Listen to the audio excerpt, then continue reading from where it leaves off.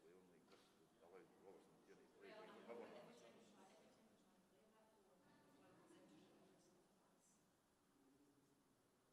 It's not an obvious black for right, that's the problem.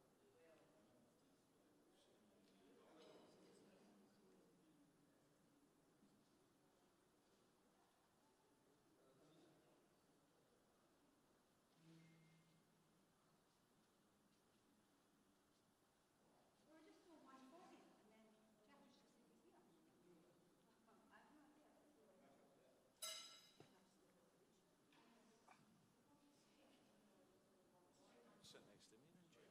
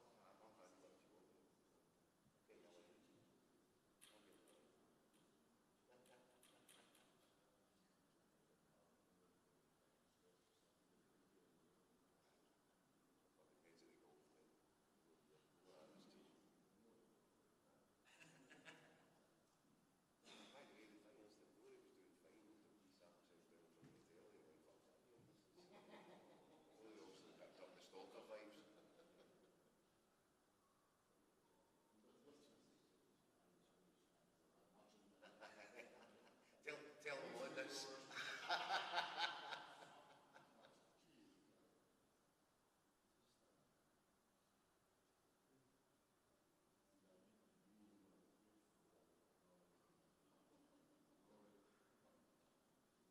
I hate the misses.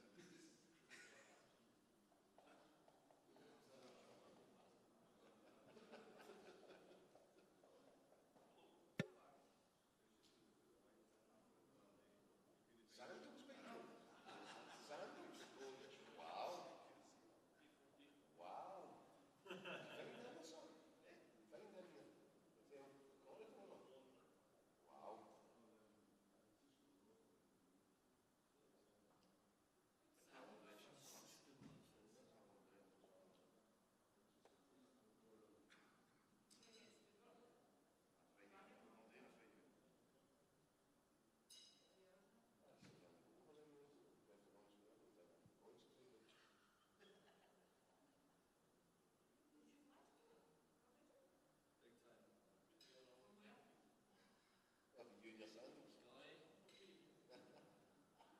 You and your sandals. They have certainly surprised.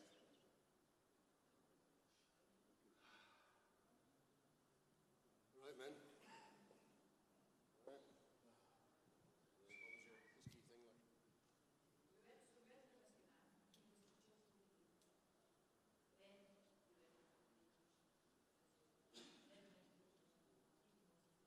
What was your key thing like?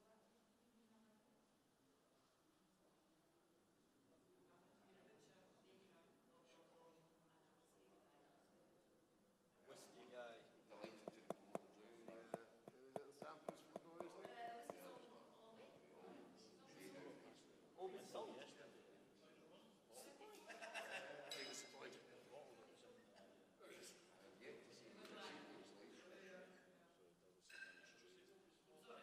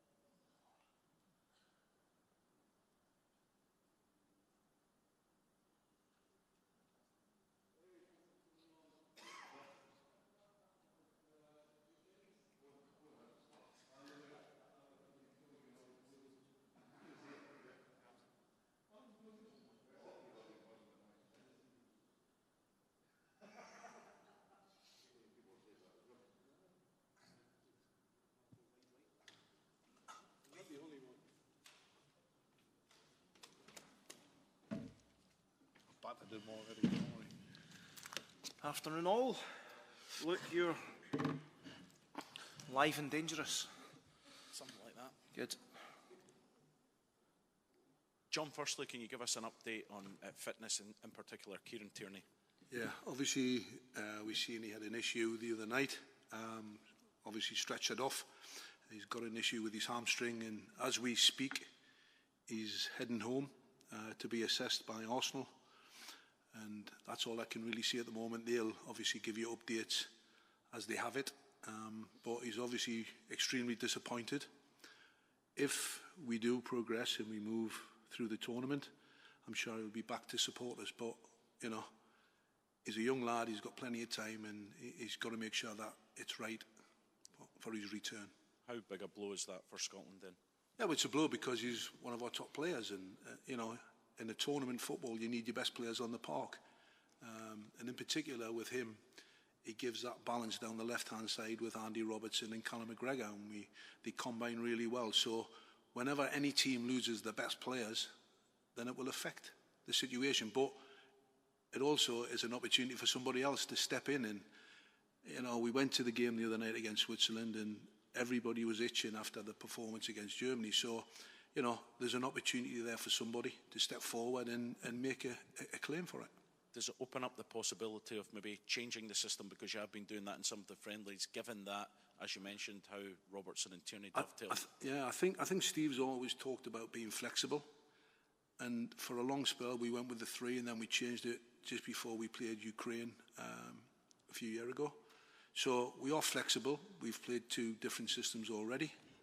But again, I'm not going to give a great deal away to the opposition because, you know, that's strictly private. So there is a possibility there. Obviously, we're only 2 days after the game and everybody's recovering. So we've had a really light session this morning.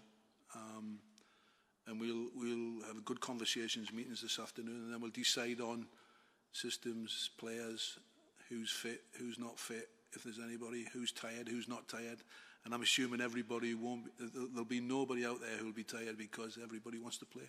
Is that what you've learned from the last Euros between game 2 and 3? Because it seemed at the Croatia game last time that the team seemed a bit jaded with all the effort they put in game 2. Yeah, but let's not forget the effort we put in the other night, and both physically and emotionally. It was a good night. It was a good way to pay people back, in particular the Tartan Army and the people back home. So it was a good way and a good performance against an extremely good opposition. I mean, and I'm going to diverse a little bit, but we're talking about an opposition, yeah, who's qualified for the last 5 major tournaments.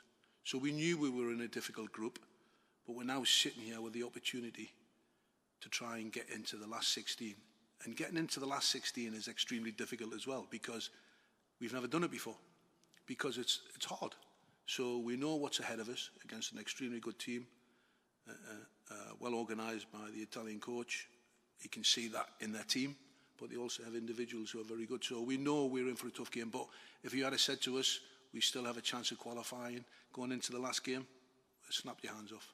John, just following on from that, you got to such a fantastic emotional and physical intensity the other night. How difficult is it to back that up so quickly?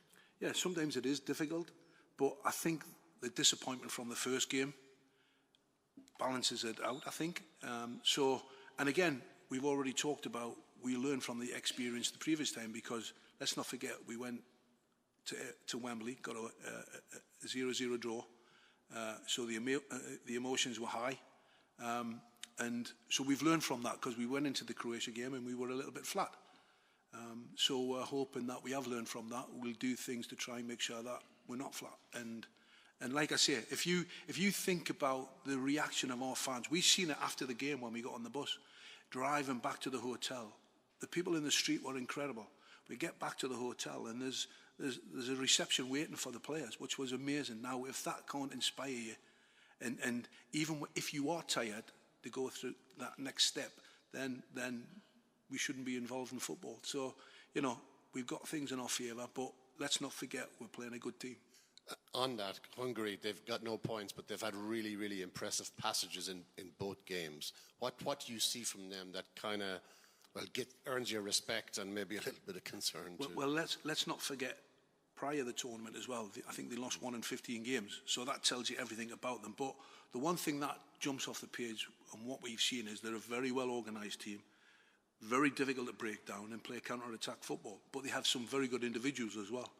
And there's a couple that we know from Bournemouth and Liverpool in particular. So we have first-hand experience. We've got Robbo and Ryan Christie who train with them every day. So we'll tap into those guys as well. But this is going to be a difficult game, and they have to win the game. They have to win the game. We have to win the game. So it should make out for a hopefully entertaining game in our favour.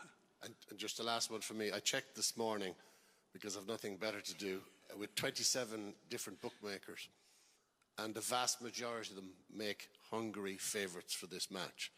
Are you surprised by that? And what do you think of the saying that the bookmakers are never wrong? Well, first of all, I'm not a gambler, so I couldn't tell you about the bookmakers, who the bookmakers are. But what I will say is I can see why they've made them favourites.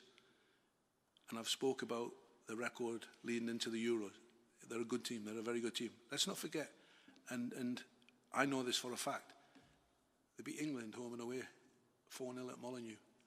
Now, for a team to do that, they're a decent team, and we know that. So we have to give them the respect, and I can see why the bookies have got them favourites, and that's fine. John, you say there that the team must win if they want to progress, but just looking at some of the groups, there could be a chance you could progress with 2 points. With 3 points.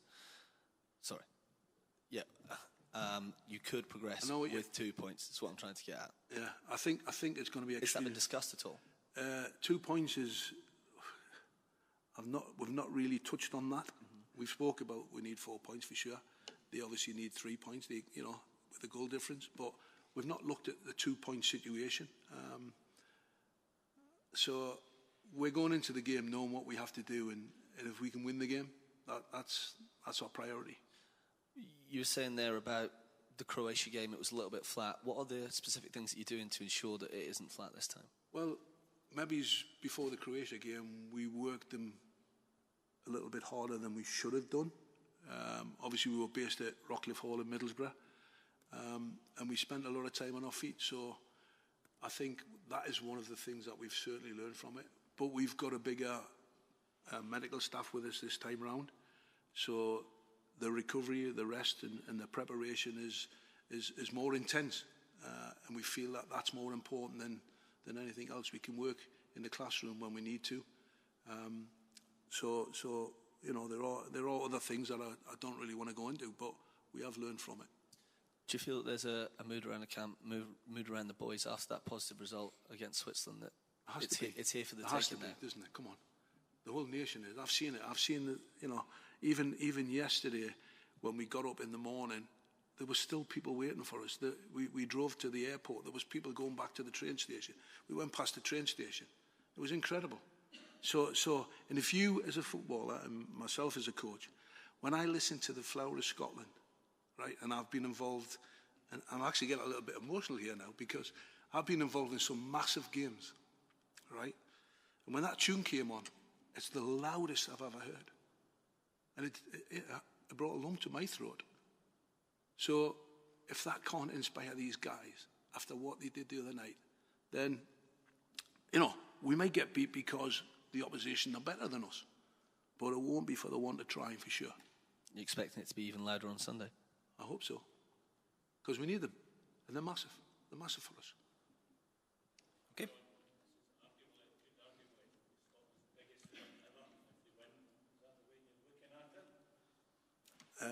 Well, we can't hide away from it, can we? Because it's true, it's fact, it's out there. So let's see how the game develops and plays out. But all these guys, if we do it, we'll be the first team to do it, and people remember the team that do it the first time round. So that's what they've got to think about in the back of their heads. These guys have gotten us to this tournament, and we've deserved to be here. And it's been those guys who've put all the work and the effort in to get us where we are. Why can't we go one step further and take it to that next level? Because that's what we want. We all want that. And there's no reason why we can't after what we saw a couple of days ago. Okay, last couple from the floor. Yeah, a question from Hungary. May I can ask you for a quick analysis that how do you consider the performance of the Hungarian national team in the Euro? Do the Hungarian national team plays how you expected before the tournament, or do they underperforming in your point of view? No, I think they've been slightly unfortunate. I saw the second half in particular against Switzerland, where they were on the front foot. They've got an exciting team. They're very, very dangerous at set players, and we know that. And well organised, you know. And they're here because they're good enough to be here. They might be a little bit disappointed with the results, but they still, in the back of their minds, be thinking, we can still qualify for this. So they're not dead and buried. They're not out of the tournament yet. And they'll still have hope from their previous record leading into the tournament because they are surrounded with good players. You know, they have a coach who's experienced, well respected in the game. And you can see that in the way the team play. And they've got guys they can rely on the bench to come in and affect the team. Very similar to ourselves. So, you know, they're not out of it completely. And we know we've got a difficult game. Could it be an important factor that probably the Scottish players have a better physical condition? Well, it'll be interesting to see. I mean, the game against Germany was slightly earlier than us, so they've had a little bit more time to recover. But, you know, when you're putting massive amounts of effort in, it does take it out of you. So it's how you recover, how you rest and recover to go again. Okay, last one, Siobhan. Hi, John. I just wanted to ask about some of the conversations that have been had around Scott McTominay taking set pieces when he is such an attacking threat. Can you explain to us how that came around? Yes, but I've got to be really careful here because we've got guys from Hungary listening to what I'm saying, so I don't really want to show my hand, if that makes sense. We can have a conversation after the Euros for sure, but I don't want to really go into too much detail about that. Fair. Thanks. No, there's only Ryan Jack's a little bit under the weather, so we'll just keep an eye on his situation, but everybody else is fine. Okay, thank you all. Thanks.